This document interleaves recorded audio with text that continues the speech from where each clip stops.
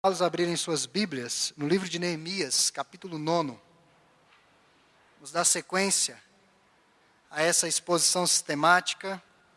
Livro de Neemias, capítulo 9, do versículo 1 até o versículo 15.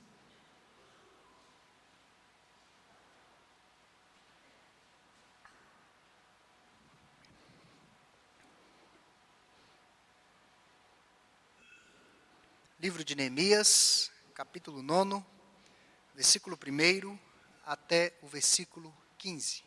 Muitas páginas ainda virando.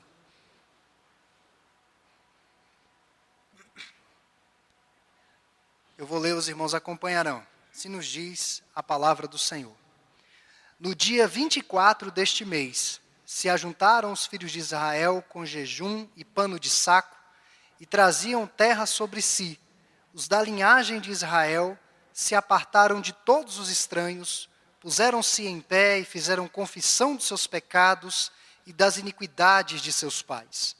Levantando-se do seu lugar, leram no livro da lei do Senhor, seu Deus, uma quarta parte do dia, em outra quarta parte dele, fizeram confissão e adoraram o Senhor seu Deus.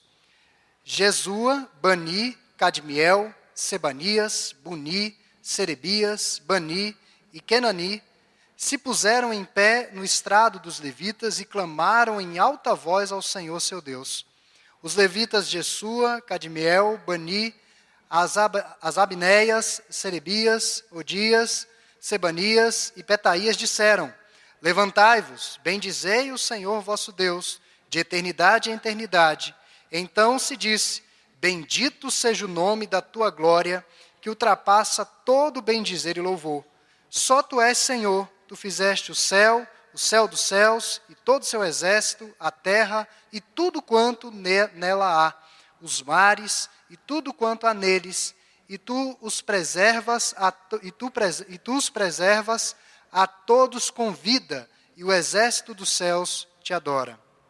Tu és o Senhor, o Deus que elegeste Abrão e o tiraste de Ur dos caldeus e lhe puseste por nome Abraão. Achaste o seu coração fiel perante ti e com ele fizeste aliança para dares à sua descendência a terra dos cananeus, dos heteus, dos amorreus, dos ferezeus, dos jebuseus e dos girgazeus. E cumpriste as tuas promessas, porquanto és justo. Viste a aflição de nossos pais no Egito, e lhes ouviste o clamor junto ao Mar Vermelho. Fizeste sinais e milagres contra Faraó e seus servos, e contra todo o povo da sua terra, porque soubeste que os trataram com soberba, e assim adquiriste renome, como hoje se vê. Dividiste o mar perante eles, de maneira que o atravessaram em seco, lançaram os seus perseguidores nas profundezas, como uma pedra nas águas impetuosas. Guiaste-os de dia por uma coluna de nuvem, e de noite por uma coluna de fogo, para lhes alumiar o caminho por onde haviam de ir. Desceste sobre o monte Sinai, do céu falaste com eles, e lhes deste juízos retos, leis verdadeiras, estatutos e mandamentos bons. O teu santo sábado lhes fizeste conhecer preceitos, estatutos e lei, por intermédio de Moisés, teu servo, lhes mandaste. Pão dos céus lhes deste na sua fome, e água da rocha lhes fizeste brotar na sua sede. E lhes disseste que entrassem para possuírem a terra que com mão levantada lhe juraste dar. Vamos orar. Pai, nós te agradecemos. Tua palavra já foi lida durante esse culto, e o Senhor já falou aos nossos corações. Pedimos que na meditação o teu Santo Espírito aplique as verdades da tua palavra a nós. Em nome de Jesus, amém.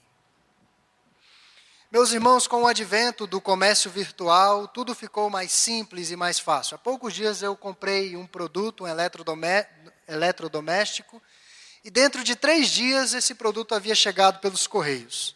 Mas para minha surpresa, quando abri aquele produto, a voltagem estava errada. Estava em 110 volts. E por providência divina, eu não coloquei na tomada e tentei testar esse eletrodoméstico. Daí, bateu aquele arrependimento de ter comprado esse produto pela internet. Talvez se fosse numa loja, eu iria na loja imediatamente e já trocaria, mas a troca só poderia ser pela internet. Pelos correios, perdão. E um arrependimento imenso tomou conta do meu coração e fiquei muitos dias, até hoje não usei esse produto ainda. Mas é a questão do arrependimento. Muitas pessoas se arrependem de comprar alguns produtos, sejam de maneira virtual ou até presencialmente, e a tendência é tentar reverter, tentar corrigir aquele erro. E a palavra arrependimento, para nós cristãos, tem uma força teológica muito grande. E esse texto que nós lemos nos fala de um povo arrependido. E nessa noite eu quero tracejar com os irmãos algumas verdades que passam pelo arrependimento genuíno e verdadeiro. A primeira verdade é a santificação. O arrependimento sempre vai desaguar numa vida mais santa, numa vida mais consagrada a Deus. Esta oração que nós começamos a ler hoje, ela vai se estender até o final do capítulo 9, é uma das 3 grandes orações nacionais que temos no Antigo Testamento. Neemias capítulo 9, e assim, de uma forma não proposital, mas está assim, Neemias capítulo 9, Esdras capítulo 9 e Daniel capítulo 9. São as 3 orações nacionais mais extensas em que é externado um arrependimento e uma comoção nacional de Israel diante dos seus pecados para confessá-los ao Senhor. A nação estava cercada pela idolatria e pelo tipo de vida pagã dos povos vizinhos. E uma das principais missões desse povo de Deus era tornar o nome desse verdadeiro Deus conhecido e reconhecido entre todas as nações. Por isso, eles deveriam ter um estilo de vida diferenciado e absolutamente estribado nos princípios da palavra de Deus. O povo deveria viver dessa maneira. E a festa dos tabernáculos, que está retratada no capítulo 8, e certamente compôs parte da última mensagem pelo reverendo Alessandro, a festa dos tabernáculos havia terminado, mas o povo ficou ainda na cidade para ouvir mais a palavra de Deus. O povo estava sedento pela palavra de Deus. Os banquetes daquela maravilhosa festa se reverteram em jejuns, à medida que a palavra de Deus ia convencendo o povo da culpa dos seus pecados. E eles começaram a confessar os pecados, entraram num processo de jejum e oração. E vejam que 1/4 parte do dia eles dedicaram a essa consagração. Foi um culto demorado, mais ou menos o culto que nós estamos tendo hoje. Um culto além da média. Mas eles ficaram dedicados e consagrados a Deus durante todo aquele momento. E chama a atenção o fato do povo ter se privado de comida, como uma maneira de romper a satisfação automática dos apetites para se voltar para Deus. Tomaram a decisão de deixar todos aqueles que não eram da linhagem de Israel, todas as alianças espúrias que poderia desviar o povo da verdade, eles abriram mão dessas alianças. E é importante esclarecer, meus irmãos, que a separação, a santificação, sem devoção é isolamento, o legalismo. Mas a devoção sem separação é hipocrisia. Não é possível o cristão ser conduzido pela contingência imoral deste mundo. O cristão tem uma postura diferenciada. A luz, onde estiver, irá fazer diferença. Aquela nação havia sido escolhida por Deus para ser um povo especial, separados das nações ao seu redor. Levítico, capítulo 20, versículo 26 nos diz: ser-me-eis santos, porque eu, o Senhor, sou santo, e separai-vos dos povos para serdes meus. Isso é palavra do Senhor. E isto demanda alguns sacrifícios. Não é fácil ser um cristão que testemunha de uma forma contundente o Evangelho do Senhor Jesus Cristo. Não é fácil levar esse nome de Cristo na nossa vida, no nosso dia a dia. Não é fácil ser cristão no mundo, seja em qual tempo no século 21, no século 20, no século 19, sempre foi difícil ser crente. Sempre foi e sempre será. E vamos ter de nos privar, muitas vezes, de algumas conversas no cafezinho do trabalho. Vamos ter de perder alguns benefícios decorrentes de uma vida desonesta. E são inúmeros os exemplos que eu poderia dar aqui. Vamos precisar desfazer amizades que nos afastam de Deus, porque as más conversações corrompem os bons costumes. Num local onde não há disciplina, onde tudo é permitido, até os puros se corrompem. Até os puros se corrompem. Vamos ter de abrir mão de certas coisas que são até corretas de se fazer, mas que ao fazê-las diante da sociedade nós desonramos o nome de Deus. Eu já partilhei com os irmãos aqui em um sermão, quando eu era seminarista, eu dependia do transporte público, e certo dia eu tive que parar ali em Taguatinga Centro, naquela última parada que dá ali da Via Estádio, próximo ao viaduto. Os irmãos sabem o que tem ali à direita, né?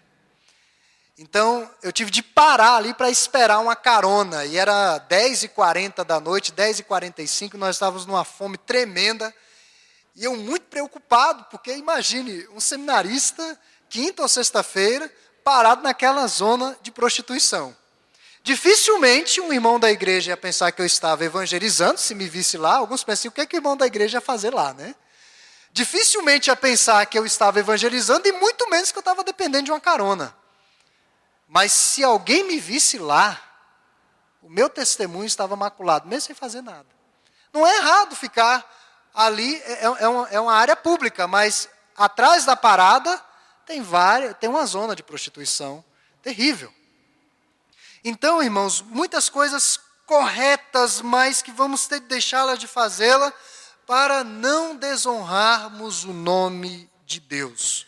Vamos ter de evitar muitas coisas que possam macular o nosso testemunho. O apóstolo Paulo exemplifica essa realidade quando falou aos coríntios sobre o simples comer carne. Ele fala lá em 1 Coríntios 8, 13, 10, 24, 31 e 32, não precisam abrir, eu vou ler. Ele diz o seguinte: se a comida serve de escândalo a meu irmão, nunca mais comerei carne, para que não venha a escandalizá-lo. Ninguém busque o seu próprio interesse, sim o de outrem. Portanto, quer comais, quer bebais, ou façais qualquer outra coisa, fazei tudo para a glória de Deus. Não vos torneis causa de tropeço, nem para judeus, nem para gentios, nem tampouco para a igreja de Deus. É uma responsabilidade imensa, que pesa sobre os nossos ombros como crentes. E eu falo isso aqui com temor e tremor. Vejam que eles estavam saindo de uma festa santa dos tabernáculos, e versículo 1 e 2, o povo começa a confessar os seus pecados, entra num processo de jejum e oração, e dedica grande parte do dia a isso. Sentiram o peso do que é servir ao Senhor. Nosso alvo de vida cristã sempre deve ser buscar o Senhor. Honrar e glorificar o seu nome por meio de nossas vidas. Mas uma segunda atitude decorrente do verdadeiro arrependimento é a dedicação à palavra de Deus. Versículos 3 até o versículo 4.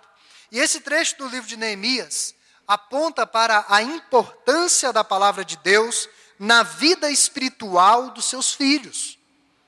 A leitura das Escrituras, meus irmãos, em poucas palavras, num português bem dito, num português bem claro, a simples leitura das Escrituras trouxe avivamento em toda uma nação que estava destruída, abalada por um cativeiro e por perdas irreparáveis. Quando a Bíblia é lida, explicada e aplicada, os corações dos eleitos são impactados e transformados. A maior necessidade da igreja do século 21, eu falo isso com conhecimento de causa, é ouvir e viver a palavra de Deus. Essa é a nossa maior necessidade. Não precisamos de ouvir as vozes do mundo, correr atrás de outras revelações, buscar inovações ou movimentos transformadores da última hora. Nós não precisamos dessas coisas. O que nós precisamos está aqui, a palavra de Deus. A verdadeira vida cristã é nutrida por diversos elementos. Ouvir as Escrituras, louvar a Deus, oração, confissão, separação, participação na ceia, a comunhão com os irmãos, mas a vida cristã e a adoração a Deus envolve a sua palavra. Pois esta palavra revela o Deus da palavra. E em mais uma de suas célebres frases, A.W. Tozer, que foi um teólogo norte-americano do século XX, afirmou: a essência da idolatria é alimentar pensamentos sobre Deus que não são dignos dele. O que nós temos de pensar a respeito de Deus está na Bíblia. As Escrituras vão nos capacitar a crescer na nossa vida cristã. Uma caminhada muitas vezes difícil, mas a palavra de Deus será o nosso amparo. Certamente, ninguém é salvo por mera sujeição às Escrituras.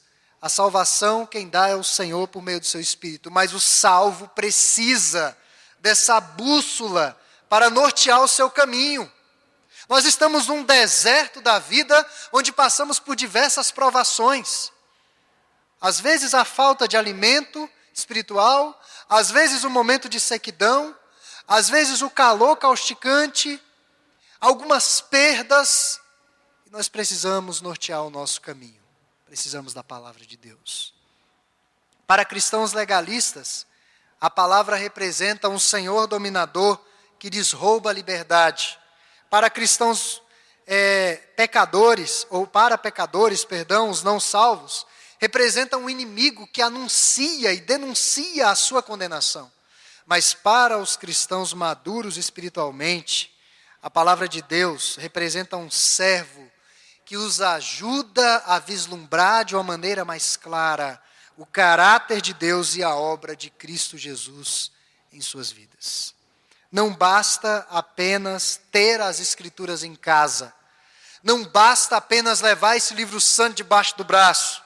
Não basta ter inscrições por todos os lados. Essa palavra tem que estar no nosso coração. Assim amaremos o que é santo e faremos aquilo que é correto. Meus irmãos, a palavra de Deus tem efeitos poderosos na vida dos cristãos maduros. Nos mantém puros, essa palavra nos dá alegria, essa palavra nos guia, estabelece os nossos valores, nos ensina a orar com eficácia, nos dá esperança e nos dá a verdadeira liberdade em Cristo Jesus. Afinal de contas, o Evangelho é o poder de Deus para a salvação de todo aquele que crê. Toda a Escritura é inspirada por Deus e útil para o ensino, para a repreensão, para a correção e para a educação na justiça. Porque a palavra de Deus é viva e eficaz e mais cortante do que qualquer espada de 2 gumes. Penetra até o ponto de dividir a alma, espírito, juntas, medulas, e é apta para discernir os pensamentos e propósitos do nosso coração. São muitos os cristãos que ignoram a palavra, ou seja, não levam a palavra de Deus a sério. E o amor à palavra fará com que tenhamos os melhores amigos. O amor à palavra nos ajudará a descobrir ou a descortinar e a cumprir os propósitos de Deus para as nossas vidas. O amor a essa palavra nos fortalecerá para um testemunho vivo e contundente da realidade da ressurreição de Cristo Jesus. Quando acreditarmos que tudo está acabado, essa palavra irá nos reanimar. Se tivermos prazer na palavra de Deus, se aprendermos com ela, se aguardarmos no coração como um tesouro e se lhe obedecermos, meus irmãos, o Senhor trabalhará em nós e por intermédio de nós, a fim de realizar grandes coisas para a sua glória. Os grandes despertamentos na história surgiram pelo contato com a Bíblia. Somente isso. e a ação do Espírito Santo na vida desse povo por meio da sua palavra. Mas além da santificação e dedicação à palavra, o verdadeiro arrependimento passa pela adoração. Esse é o último ponto. Versículo 5 até o 15 está expresso isso. O Deus Todo-Poderoso é o tema central de todo este capítulo. Quem é esse Deus? O que Ele faz? O que Ele requer desse povo? Como que Ele se relaciona com esse povo que Ele chamou para ser seu? Deus é o Criador e mantenedor de toda a ordem criada, é o que diz o versículo 6. Portanto, qualquer filosofia de vida que seja contrária a Deus, seja o ateísmo, o agnosticismo, o panteísmo, o deísmo, a evolução teísta, ou qualquer teoria que inventem, não passam de falácias diabólicas. Diabólicas, contra a verdade. E uma breve ilustração: no período da Revolução Francesa, os emissários de uma cruzada sangrenta perseguiram muitos cristãos na França. E esses emissários chegaram em uma pequena vila, e ao chegar naquela vila, se defrontaram com um camponês, um homem do campo, simples.